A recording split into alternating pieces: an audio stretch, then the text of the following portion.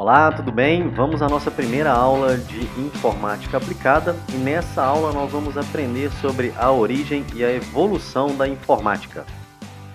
Você já percebeu o quanto os computadores estão presentes em nossa vida nos dias atuais? Em nossa casa, nas escolas, nas universidades, dentro das empresas e até mesmo dentro do nosso bolso? O computador está presente na maioria dos lugares em que frequentamos e é nessa aula que iremos descobrir como a computação surgiu, aprendendo sobre a história da computação. Ao contrário do que muitos acreditam, a computação ela não surgiu nos últimos anos ou décadas, e sim surgiu há mais de 7.000 anos. Muitos povos da antiguidade utilizavam diversas ferramentas para realizar cálculos. Os nossos antepassados, por exemplo, usavam pedras para realizar cálculos. A palavra computador, ela vem do verbo computar, que significa calcular, que por sua vez, a palavra cálculo deriva do latim calculus, que significa pedra. E assim, podemos pensar que a criação de computadores começa na Idade Antiga, já que a relação de contar já integrava os homens bem naquela época. Mas só em 1942 o termo informática foi criado. Esse termo é o neologismo de origem francesa, derivado da expressão Information Automatic, adotada por Philippe Dreyfus. Sendo assim, no decorrer dos anos, várias ferramentas elas foram sendo criadas para realizarem cálculos. Uma das primeiras máquinas de computar foi o ábaco, um instrumento mecânico de origem asiática criado no século V a.C. É uma espécie de calculadora que realizava operações algébricas. Era muito utilizado no dia a dia das pessoas, principalmente no comércio e no desenvolvimento de construções civis. O ábaco utiliza um sistema bastante simples e muito eficiente na resolução de problemas matemáticos. É basicamente um conjunto de varetas de formas paralelas que contém pequenas bolas para realizar a contagem. Durante vários séculos, o ábaco ele foi sendo aperfeiçoado, sendo a principal ferramenta de cálculo por muito tempo. Entretanto, os principais intelectuais da época do Renascimento, eles precisavam descobrir outras maneiras mais eficientes de efetuar cálculos. E em 1632, um padre inglês chamado William Rutherford, ele criou uma tabela para a realização de multiplicações muito grandes, a regra de cálculo, como essa que você está vendo aí na imagem. Apesar de a regra de cálculo era ser útil, os valores presentes nela eram pré-definidos, o que não funcionava muito bem para calcular números que não estivessem presentes na tábua. E aí, pouco tempo depois, em 1642, o matemático francês Basile Pascal, ele desenvolveu o que pode ser chamado de primeira calculadora mecânica da história, a máquina de Pascal, a Pasqualine. Para chegarmos no que hoje conhecemos como computador, várias descobertas e criações elas foram sendo desenvolvidas ao longo dos anos, passando por diversas transformações e se aperfeiçoando ao longo do tempo, acompanhando o avanço das áreas da matemática, engenharia e eletrônica. E é por isso que não existe somente um inventor da computação. Vamos ver alguns fatos históricos bastante importantes da computação. Em 4.000 anos antes de Cristo foram começadas as primeiras transações escritas. Em 2.000 antes de Cristo, o ábaco ele foi criado. Em 1642, Pascal cria a Pasqualine. Em 1854 é criado a álgebra booleana. Em 1880 é criado duas empresas que ajudaram muito na história da computação, a TMC e a IBM. E aí, em 1901, foi criado a máquina Alice, foi a precursora da máquina de contabilidade. Já em 1944, um dos primeiros grandes computadores foram criados, o Mark I, logo depois veio o ENIAC, EDVAC, e assim algumas linguagens de programação. Em 1967 veio a linguagem Fortran, em 1964 a linguagem BASIC. E aí só em 1972 foi criada a primeira empresa de computação no Brasil, a Dismac. Agora que vimos alguns fatos importantes que aconteceram, vamos falar sobre os primeiros grandes computadores. Estes computadores surgiram na metade do século XX, são chamados computadores pré-modernos. Nessa época, vários computadores mecânicos foram desenvolvidos e, com o passar do tempo, componentes eletrônicos foram sendo adicionados aos seus projetos. A Segunda Guerra Mundial foi um grande incentivo no desenvolvimento de computadores, visto que as máquinas estavam se tornando mais úteis em tarefas de desencriptação de mensagens inimigas e a criação de armas mais inteligentes. Entre vários projetos desenvolvidos nesse período, a gente pode destacar o Mark I, em 1944, desenvolvido lá na Universidade Harvard, nos Estados Unidos, e o Colossus, criado em 1946 por Alan Turing. Para vocês terem uma ideia, o Mark I ele tinha mais ou menos 2,5 metros de altura, ele tinha 18 metros de comprimento, ele pesava 30 toneladas e tinha mais ou menos 750 mil partes e mais ou menos 700 quilômetros de cabo. Era um enorme computador. Aqui você pode ver algumas fotos que foram registradas do Mark I. Algumas pessoas até operando o Mark I. Aqui tem uma peça do Mark I no Museu dos Estados Unidos. Essa primeira geração de computadores ela foi marcada pela utilização de válvulas, que é bem similar a uma lâmpada fechada sem ar em seu interior, cuja finalidade era controlar o fluxo de elétrons. Os computadores na época utilizavam várias válvulas, o que era um problema grande, pois elas aqueciam muito rapidamente e queimavam com muita facilidade. Estes computadores possuíam dimensões enormes e utilizavam quilômetros de fios, chegando a atingir temperaturas muito elevadas, o que frequentemente causava problemas em seu funcionamento.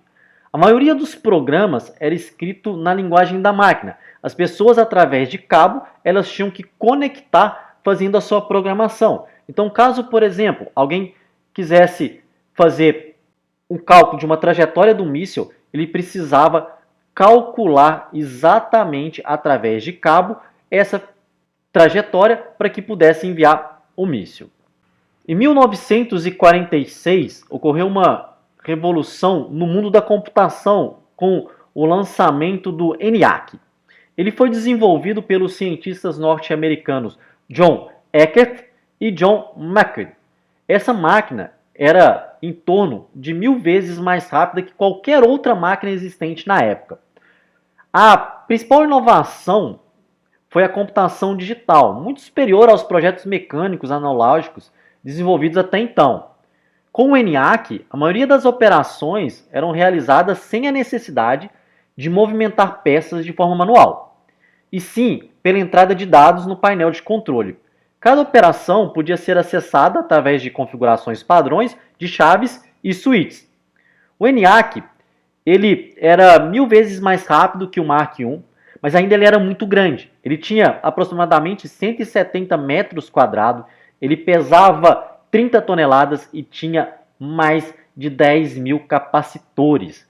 Ele também tinha 18 mil válvulas, além de consumir cerca de 150 mil watts. É muita coisa. Aqui você pode ver alguns registros do ENIAC, pessoas operando. O interessante naquela época é que muitas das pessoas que operavam o ENIAC eram mulheres.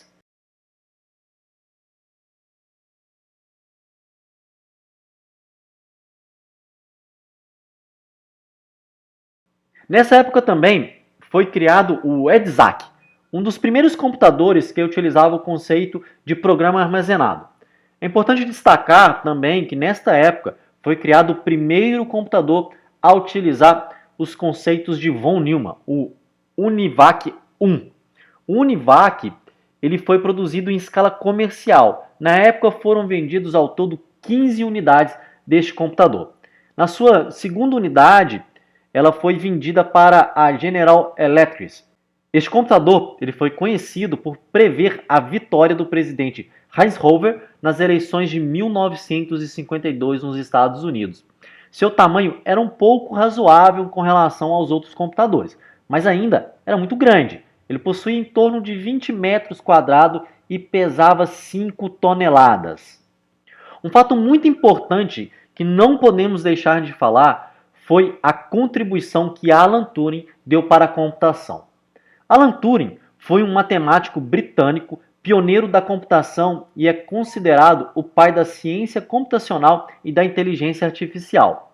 Depois de formado, ele empreendeu estudos para criar uma máquina automatizada, que materializasse a lógica humana e solucionasse qualquer cálculo representado no formato de um algoritmo, que seriam exibidos no formato de instruções a serem processadas de forma mecânica, dentro da própria máquina.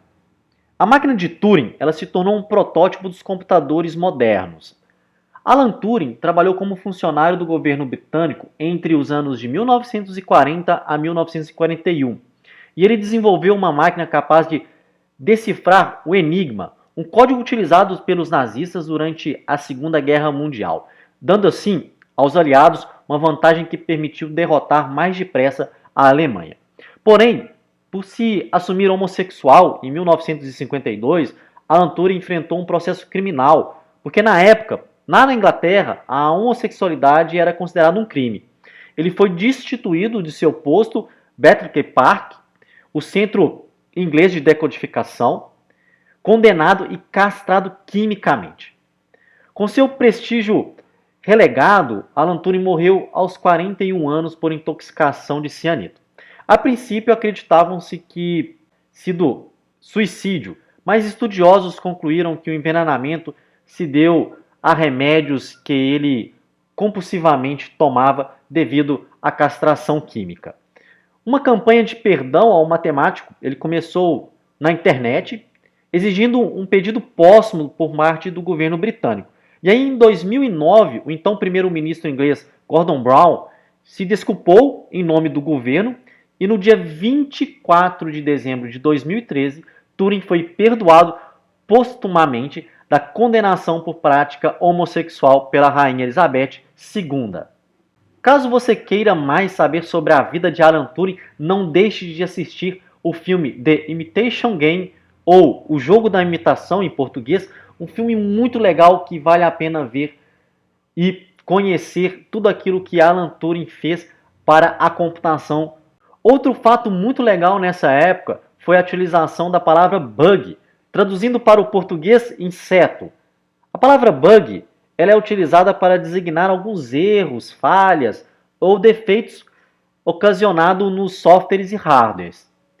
Não se sabe ao certo qual que é a origem do termo para designar falhas em softwares e hardwares, mas a explicação mais aceita relata um erro que ocorreu em 9 de setembro de 1947 no computador Mark II, operado pela Marinha dos Estados Unidos, onde um inseto, sim, um inseto, ele foi o causador deste erro. No ano de 1959, surgiu a segunda geração de computadores. Essa geração ela foi marcada pela substituição das válvulas eletrônicas por transistores, o que diminuiu muito o tamanho do hardware. Os conceitos de unidade central de procedimento, famoso CPU, memória, a linguagem de programação, a entrada e a saída de dados foram desenvolvidos. Nessa geração também foi criada a tecnologia de circuitos impressos, evitando que fios e cabos elétricos ficassem espalhados. Podemos dividir os computadores dessa geração em duas grandes categorias, os supercomputadores e os minicomputadores. Nesta época, o IBM 7030, também conhecido como Strash, foi o primeiro supercomputador lançado na segunda geração. Desenvolvido pela IBM, seu tamanho era bem reduzido se comparado com as máquinas como o ENIAC, podendo ocupar somente uma sala comum. Ele era utilizado por grandes companhias, custando em torno de 13 milhões de dólares na época. A máquina executava cálculos em microsegundos, o que permitia até 1 milhão de operações por segundo. Dessa maneira, o novo patamar de velocidade foi atingido. Um dos maiores sucessos comerciais da IBM nesta época foi o IBM 650. A IBM previa a comercialização de 50 unidades no total. E por surpresa da IBM, foram vendidos 1.000 unidades ao todo. Várias linguagens de programação foram desenvolvidas para os computadores da segunda geração, como o Fortran, o COBOL e o ALGOL. Assim, os softwares podiam ser criados com mais facilidade. Muitos mainframes, modo como as máquinas da época eram chamadas, ainda estão em funcionamento em várias empresas até hoje, como a própria IBM. Em 1964 surgiu o que chamamos de terceira geração de computadores. Os computadores dessa geração foram conhecidos pelo uso de circuitos integrados, que permitiram que uma mesma placa armazenasse vários circuitos que se comunicavam com hardwares distintos ao mesmo tempo. O exemplo disso é o IBM 360/91, um dos primeiros computadores a permitir a programação na CPU por microcódigo, sem a necessidade de projetar todo o circuito de forma manual. A IBM ela permitia a integração de vários dispositivos, por exemplo, a impressora, o tape drive, o leitor de cartão, entre outros dispositivos. Com a utilização dos circuitos integrados, as máquinas se tornaram cada vez mais velozes e com um número maior de funcionalidades. O preço também diminuiu consideravelmente. E foi no final dessa geração que já começaram a surgir os primeiros computadores pessoais. Sabe aquela empresa famosa? Aquela mesmo da maçã? Pois é, foi nessa época que ela começou a criar o seu primeiro computador, o Apple Computer. E aí, nós entramos na quarta geração dos computadores, em 1971. Essa geração ela é conhecida pelo advento dos microprocessadores e computadores pessoais, com a redução drástica do tamanho e do preço das máquinas. As CPUs conseguiam atingir o incrível patamar de bilhões de operações por segundo, permitindo que muitas tarefas fossem implementadas. Os circuitos acabaram se tornando ainda mais integrados e menores, o que possibilitou o desenvolvimento dos microprocessadores. Quanto mais o tempo foi passando, mais fácil foi comprar um computador pessoal. Nessa era, os softwares e sistemas se tornaram tão importantes quanto o hardware. O Altair 8800, lançado em 1975, revolucionou tudo o que era conhecido como computador naquela época. Tinha um tamanho que cabia facilmente em uma mesa e um formato retangular. Ele era muito rápido que os modelos anteriores. O projeto usava um processador 8080 da Intel, o que proporcionou todo o seu desempenho. Com todo o boom que o Altair fez, um jovem programador chamado Bill Gates se interessou pela máquina, criando a linguagem de programação Altair Basic. O computador funcionava com cartões de entrada e saída sem a interface gráfica propriamente dita. Em 1980, a IBM anunciou o seu primeiro computador pessoal, o Datamaster, o que possibilitou ainda mais a entrada dos computadores nas empresas. Porém, essa época também é conhecida pelos diversos problemas e dificuldades encontradas ao utilizar esses dispositivos. No final deste período, houve uma preocupação com a falta de qualidade no desenvolvimento dos softwares, visto que grande parte das empresas estava totalmente focada em desenvolver os hardwares. Geralmente, a informatização das empresas elas aconteciam sem qualquer planejamento. A troca de informações era realizada através de disquetes, não existia internet, os softwares e plataformas existentes na época não eram compatíveis entre si. Estes são somente alguns problemas entre vários outros que existiam na época. É bom destacar que nessa época não existia as famosas interfaces gráficas que nos ajudam e muito a utilizar os softwares hoje em dia. Tudo era feito através de comandos. Por exemplo, para editar um texto, usava o Word Star. Para fazer uma planilha, poderia utilizar o 4 ou o Lotus. O sistema mais operacional utilizado na época era o DOS, sistema operacional da Microsoft, onde tudo era feito a partir de comandos. Por exemplo, se você quisesse criar uma pasta dentro do seu computador, você deveria digitar um comando para isso. Na época, as pessoas precisavam decorar vários comandos para realizar tarefas que precisavam. Na tela você pode observar o DOS e algumas telas e comandos que eram executados. Enxergando o sucesso do Altair, Steve Jobs, ele mesmo, fundador da Apple, sentiu que faltava algo no projeto. Apesar de suas funcionalidades, o computador não era fácil de ser utilizado. E aí Jobs, conhecido também pelo seu lado artístico apurado, então em sua opinião, um computador deveria apresentar de maneira gráfica o seu funcionamento, ao contrário de luzes que acendiam e apagavam. O Apple I foi lançado em 1976 e pode ser considerado o primeiro computador pessoal, pois acompanhava um pequeno monitor que exibia o que estava acontecendo no PC. Como o sucesso da máquina foi muito grande, em 1979 foi lançado o Apple II, que seguia a mesma ideia. Nessa mesma linha, os computadores Lisa, em 1983, e o Macintosh, em 1984, foram os primeiros a usarem o mouse e a ter interface gráfica como conhecemos hoje, com pastas, menus e área de trabalho. Não é preciso dizer que estes PCs tiveram um sucesso estrondoso, vendendo um número enorme de máquinas. E, paralelamente a tudo isso, Bill Gates fundou a Microsoft, que também desenvolvia computadores na época. No começo de sua existência, nos fins dos anos de 1970, meados de 1980, ele usou as ideias contidas nas outras máquinas para construir as suas próprias máquinas, utilizando os processadores 8086 da Intel.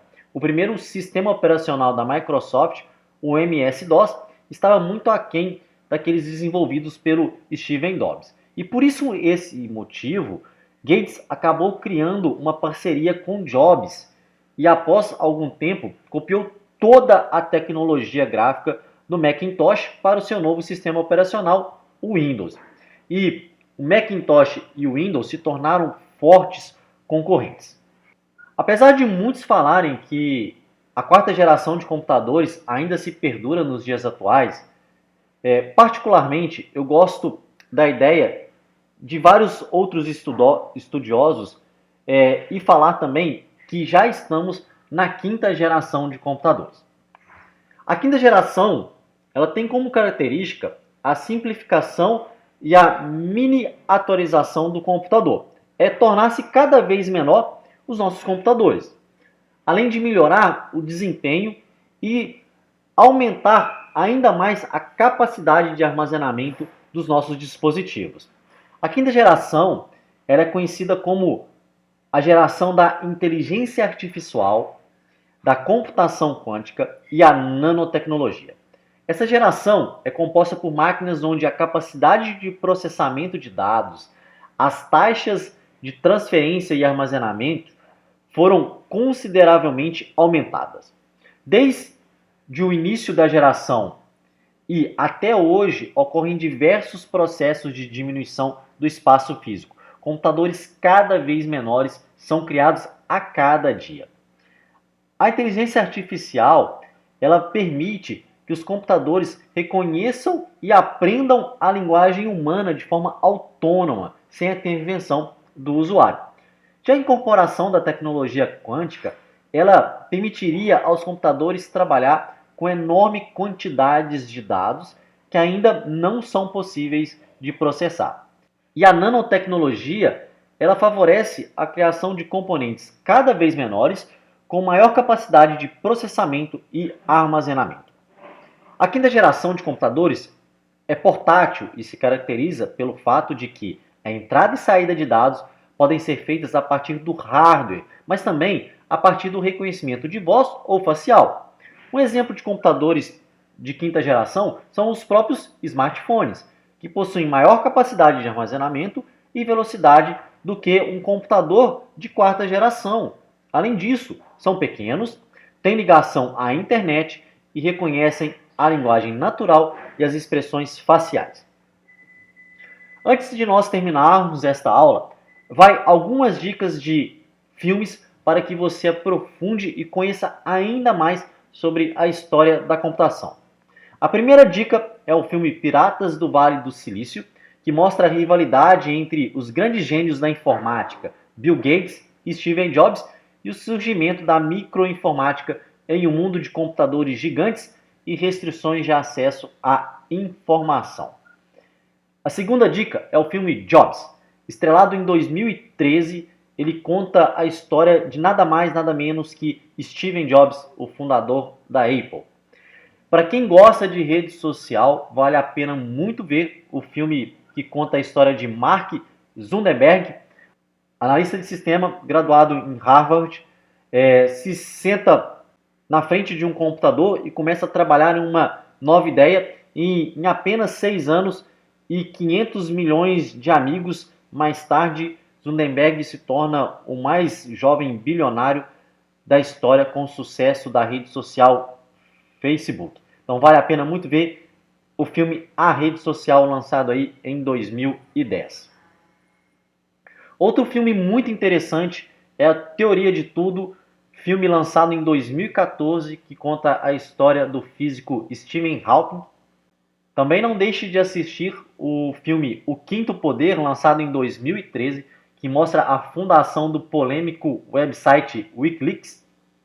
E por último, mas não menos importante, o filme Estrelas Além do Tempo, filme baseado em fatos reais, que conta a história de 3 cientistas negras que trabalham na NASA durante a década de 1960 e colaboram para a conquista espacial.